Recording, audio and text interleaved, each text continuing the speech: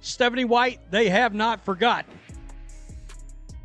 Stephanie White, in what I can only describe as what feels like a hostage video, feels like she's forced to compliment, and she does, Caitlin Clark. I don't know if this is a turning of the page to realize you've got to let your playmaker be a playmaker. There exists a particular pattern of institutional conduct in professional sports that analysts and organizational psychologists have labeled reactive capitulation. It describes the precise instant when a leadership structure, after weeks of projecting confidence through aggressive decisions, abruptly and conspicuously pivots in the opposite direction. The reversal does not stem from any genuine shift in internal assessment, but from external pressure mounting to a point where continued resistance becomes operationally impossible. What you observe is not authentic course correction. You observe exactly what it appears to be: an institution metabolizing the fallout of its own choices and modifying its public face to match, all while quietly betting that observers will overlook the chain of events that forced the modification. The Indiana Fever fan base, which has by now chronicled this organizational saga with the disciplined attention of a distributed research operation, caught it instantly. Welcome back, this is WNBA Pro. Today we are running a thorough, multi-layered dissection of the most pivotal 72 hours this franchise has generated all year. We are putting Stephanie White's post-Valkyries press conference under the exact analytical microscope that weeks of documented organizational conduct demand. We are nailing down the precise factual chronology of the league's disciplinary reaction to the injury reporting breach, and what that reaction signals about where WNBA enforcement stands going forward. We are subjecting Caitlin Clark's MVP campaign to the statistical scrutiny it warrants, complete with a candid film-based examination of the turnover figures that will dominate ballot discussions. And we are framing the insane quote, tracing where it came from, what was actually meant by it, and why the timing produced the viral wave it did. The record speaks for itself. Let us construct the analysis from there. I thought she was great. She's an emotional player, and it's one of the things that makes her great. And I thought that she channeled it in a way that needed to be channeled for us to be successful, and she handled it well. And from a physicality standpoint, I love. After the 82 victory against the Golden State Valkyries, a contest in which Clark produced 22 points and unleashed deep-range shooting that stretched far past the conventional three-point arc against an unbeaten opponent with real defensive sophistication, Stephanie White approached the microphone and delivered a lengthy, substantive on-record acknowledgement of Clark's effort and competitive makeup. She touched on Clark's defensive involvement, her capacity to finish through contact at the rim, and her overall competitive temperament. The substance of what she said was correct. The delivery was measured and detailed. The fanbase reaction came back instantly, in lockstep, and rooted in something statistical models cannot quantify but institutional memory absolutely can: context. 6 weeks earlier, after a contest in which Clark dropped 17 points in the fourth quarter by herself, single-handedly wiped out a 9-point hole against the Washington Mystics to push the game to overtime, and produced what was, by any honest measure, the most pivotal individual quarter any Fever player had delivered all season to that stage. White's post-game remarks consisted of vague language about team resilience. Clark went unmentioned. The performance went unacknowledged in any specific way. National outlets including Fox News, The Big Lead, and several others with substantial readership flagged the omission directly. The reaction from supporters at that moment was pointed and persistent. The viewers who absorbed White's Valkyries press conference carried perfect memory of that Mystics press conference. The contrast required no editorial scaffolding. It assembled itself. When a head coach, who refused to mention her franchise player by name following a career-defining individual outing, later produces structured, specific, on-camera commendation of that identical player during a week characterized by league disciplinary measures and persistent public accountability pressure. Viewers have every right to ask what shifted, and the response cannot be limited to basketball judgment. Nice about Caitlin Clark, so I could say it. Felt a little scripted. I'm going to be real. A lot of people noticed this and called out Stephanie White. I bet that rolled off the tongue like drinking pure vinegar. Yeah, please. Thank you, Stephen. The social media trail capturing the fan reaction merits review not as opinion but as live organizational signal intelligence. The split-screen press conference comparisons that spread within hours of the Valkyries postgame were not assembled by professional newsrooms.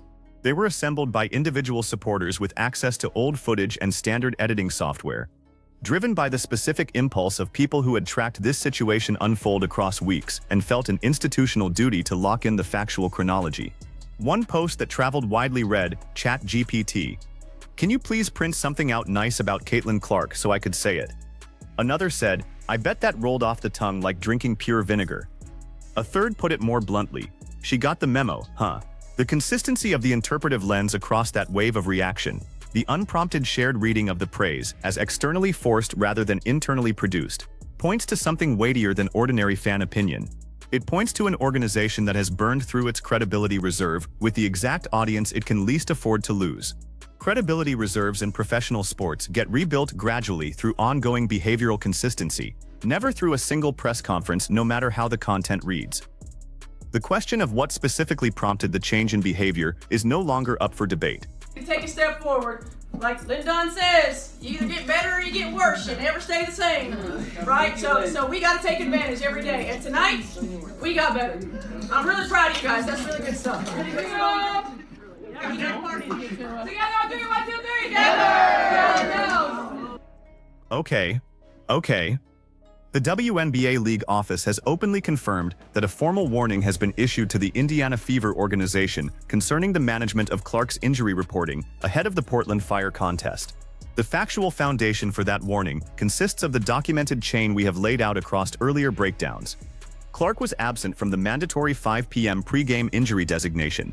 She was pulled roughly an hour before tip-off, after supporters had already locked in their financial outlays to attend, and the franchise's follow-up public explanations generated 2 contradictory accounts of the identical event within a single news cycle. A formal league warning carries no monetary penalty, yet it stands as a documented institutional action permanently lodged in the organizational file. It establishes that the league office examined the matter, judged the reporting behavior to fall outside CBA requirements, and concluded that a formal institutional reply was warranted. It also sets the evidentiary floor for any future compliance lapse. The next reporting irregularity will not be weighed in isolation. It will be weighed against a documented prior warning on file. White's response to the warning, as reported by multiple journalists in the room for her media session, was defiant rather than conciliatory. She held that the franchise had executed the choices it judged appropriate. That stance, taken in the wake of a formal league warning, lengthens the documented record of this organization's posture towards CBA compliance authority, rather than concluding it. During that same week, the league levied a separate fine on White over remarks aimed at the officiating crew. Specifically, public comments framing the physical handling Clark was absorbing on the floor as inadequately policed by referees. The fine reflects the league's routine enforcement tool for banned officiating criticism, applied evenly across teams and personnel. 2 formal league disciplinary measures landing on the same organization inside the same 7-day window stands as an objectively documented organizational reality, separate from how anyone evaluates the merits of either underlying matter. Automatically buying it. Wow, no deflecting, she got the memo, huh? A lot of people believe this is by way of pressure from Caitlin Clark fans, you fans. Letting your voice be hard. During a media session in this stretch, Clark was asked about White's defensive expectations placed on her this year. Clark laughed authentically, not for show, and described the bar as insane. The word came out with the exact tone competitive athletes use to characterize demanding standards they admire and feel motivated by, as opposed to standards they consider unreasonable or punishing. The tonal framing was obvious to anyone reviewing the footage without a preset narrative. The word's viral path had nothing to do with its original meaning and everything to do with its placement in time. Dropping a description of your head coach as insane during a week in which that head coach absorbed a formal league warning, a league fine, persistent national media scrutiny, and a widely circulated framing of her post-game press conference as organizational damage management. That timing creates an echo that runs completely independent of the speaker's intent. The internet caught it. The engagement figures confirmed it. Clark almost surely understood the timing would create that echo, which makes the decision to drop that word in that exact moment its own variety of precise messaging.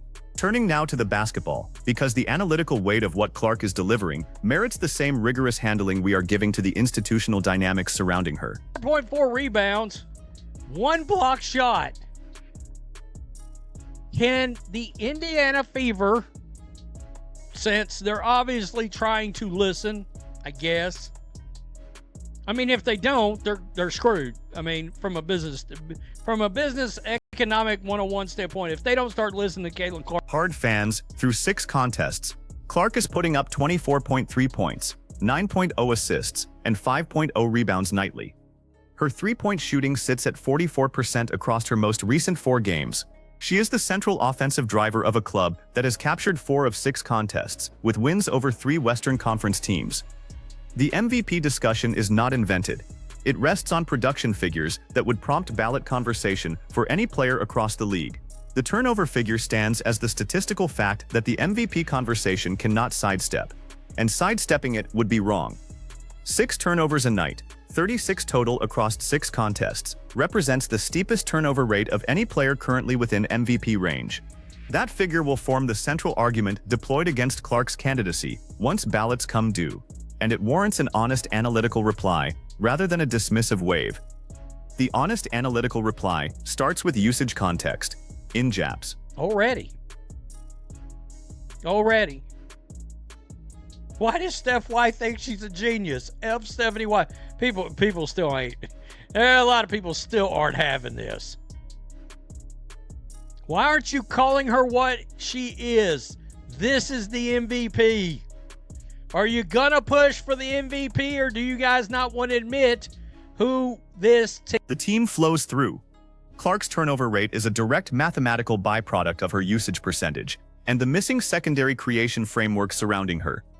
When a point guard serves as the starting point of the offense on essentially every half-court trip, navigates defensive setups built specifically around her decision-making, and works within a system that has yet to consistently generate rhythm catches or off-ball motion that would redirect defensive focus, the turnover exposure runs structurally high.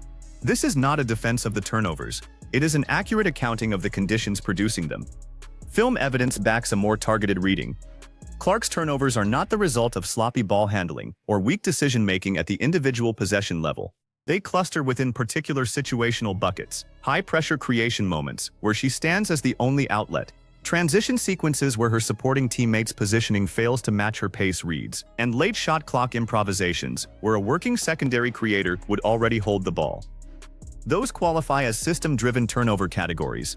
They respond to system adjustments, specifically the installation of dependable secondary creation outlets that spread defensive attention and trim Clark's solo improvisation load. The inline-to-inline offensive concept White publicly outlined earlier this season, a scheme engineered to drive motion, manufacture rhythm catch chances, and lower the rate at which Clark has to launch creation from a standstill, has not surfaced consistently in the game tape. Its arrival would represent the most direct available lever for shrinking the turnover figure.